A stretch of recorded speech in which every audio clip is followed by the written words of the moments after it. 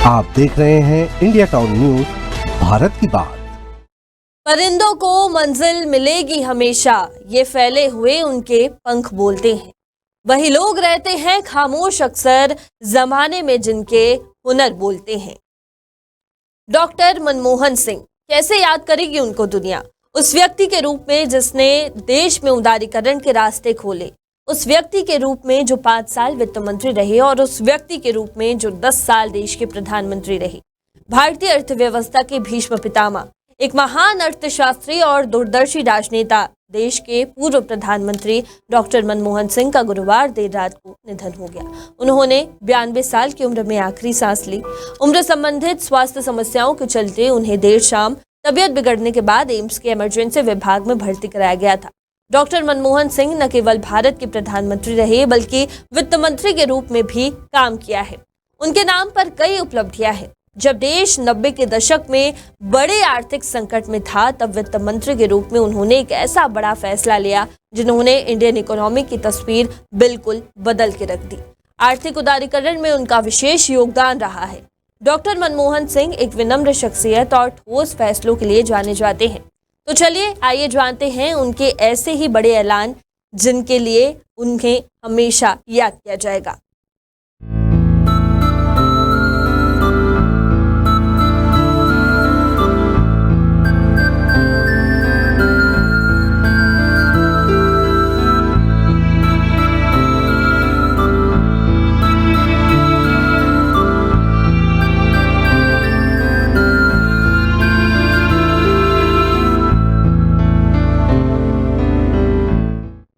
दिवंगत डॉक्टर मनमोहन सिंह ने 1991 में वित्त मंत्री रहते हुए ऐसी नीतियां बनाई जो देश की इकोनॉमी के लिए मील का पत्थर साबित हुई। इन नीतियों ने लाइसेंस राज को खत्म कर दिया, अर्थव्यवस्था को विदेशी निवेश के लिए खोल दिया और ग्लोबलाइजेशन, प्राइवेटाइजेशन और उदारीकरण के एक ऐसे युग की शुरुआत की जिसने देश की दिशा को हमेशा के लिए बदल कर रख दिया। जुलाई 1991 में वित्त मंत्री के रूप में उन्होंने भारत के सबसे गंभीर आर्थिक संकट का सामना किया था और अपनी सूझबूझ से इससे देश को निकाला था। जब क्रैश हो गई थी इंडियन इकोनॉमी, यह ऐसा समय था जब विदेशी मुद्रा भंडार लगभग समाप्त हो गया था। देश में महंगाई दर कंट्रोल से बाहर हो गई थी। हालात यहां तक खराब हो गए थे कि देश दिवालिया होने के कगार पर पहुंच गया था।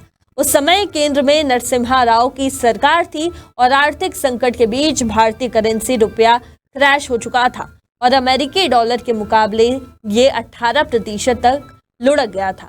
खाड़ी युद्ध के कारण कच्चे तेल की कीमत आसमान तक पहुंच चुकी थी।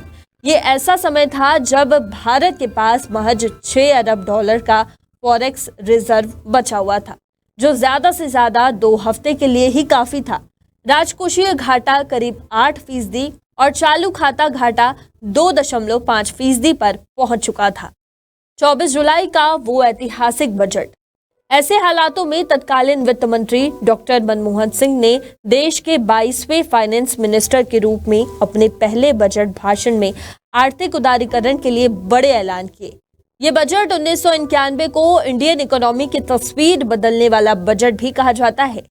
इसमें प्रमुख तौर पर कॉर्पोरेट टैक्स की दरों को 5 पॉइंट बढ़ाकर 45% कर दिया गया था।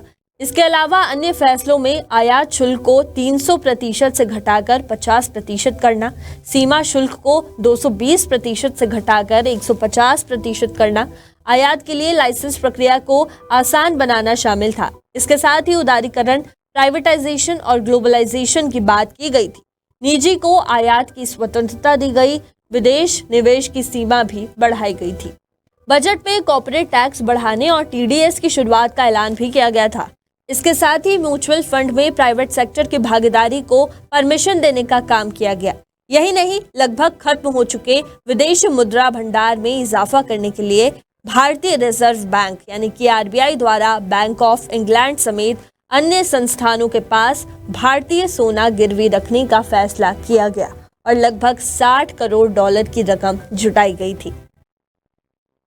भारत में विदेशी निवेश का रास्ता साफ। कुल मिलाकर कहा जाए तो मनमोहन सिंह के वित्त मंत्री रहते हुए लाई गई इन नीतियों और सुधारों का साफ असर इंडियन इकोनॉमी पर देखने को मिला और भारत में विदेशी निवेश के दरवाजे खुल गए।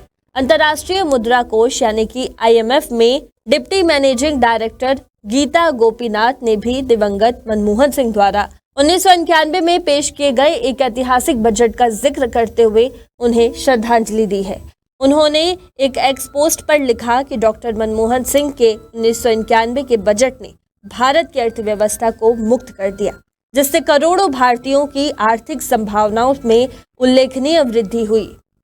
उनके दूरदर्शी सुधारों ने मेरे जैसे अनगिनत युवा अर्थशास्त्रियों को प्रेरित किया है।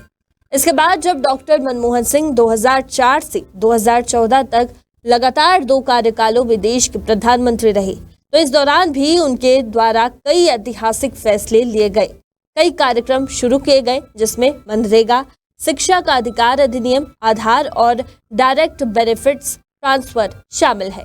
पूर्व पीएम मनमोहन सिंह के नेतृत्व वाली सरकार में ही साल 2005 में शुरू किए गए मनरेगा ने प्रत्येक ग्रामीण परिवार को 100 दिन के वेतन रोजगार की गारंटी दी।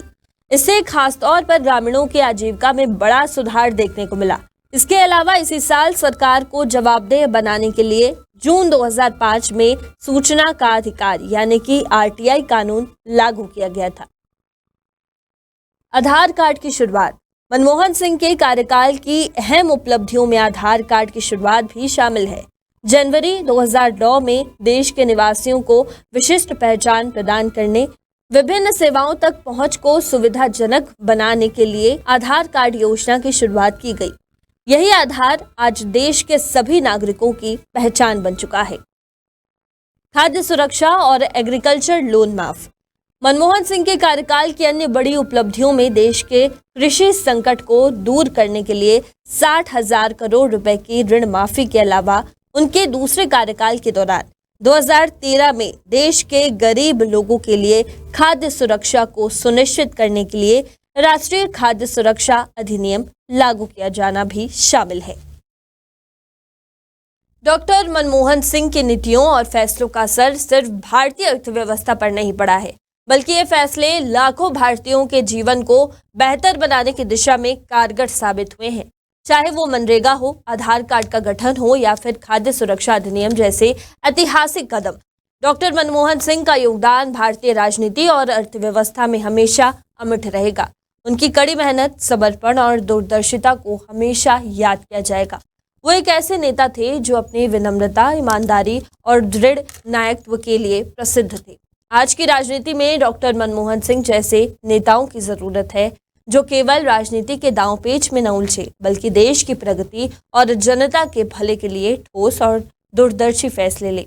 आज हम सब उन्हें श्रद्धांजलि अर्पित करते हैं। फिलहाल आज के लिए इतना ही। देश और दुनिया की तमाम खबरों के लिए आप देखते रहिए इंडिया टाउन न्यूज, भारत की बात। नमस्कार।